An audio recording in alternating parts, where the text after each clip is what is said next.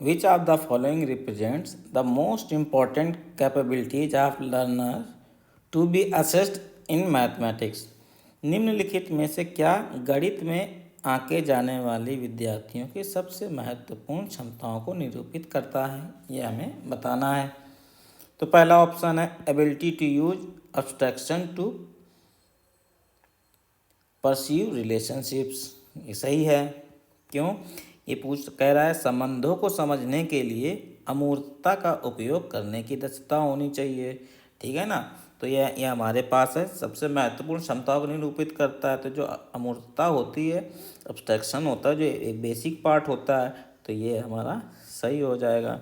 दूसरा है ability to memorise all the formulae given in the textbook, पाठ्य पुस्तक में दिए गए सभी सूत्रों को याद करने की क्षमता, ये लर्निंग का पार्ट नहीं होता है। ये याद करना इसका पार्ट नहीं है असेस्ड इन द मैथमेटिक्स, तो ये गलत हो जाएगा। याद किया जाता है लेकिन याद करने की क्षमता से मैथमेटिक्स नहीं आती, प्रैक्टिस होता है। इसमें अब्स्ट्रैक्शन क्रिटिकल थिंकिंग का पार्ट होता है, क्योंकि अलग अलग क्वेश्चन में अलग अलग कॉन्सेप्ट आएंगे, अलग अलग चीज़ें आएंगी, तो याद करना कभी भी सुटेबल नहीं माना जाता। तीसरा है ability to apply mathematical concept to solve problem related to daily life situation, बिल्कुल सही है।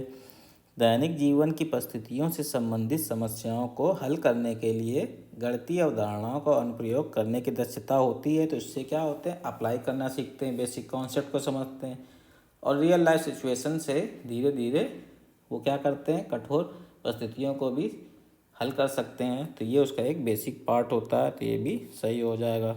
चौथा है ability to score full marks in mathematics, गणित में पूरे अंक प्राप्त करने की दक्षता, ये यहाँ सही नहीं है, तो ये इसका पार्ट नहीं होता है, ठीक है ना। पूरे मार्क्स लाना कैपेबिलिटी ऑफ लर्नर की नहीं है असेस्ट करने की, ठीक है।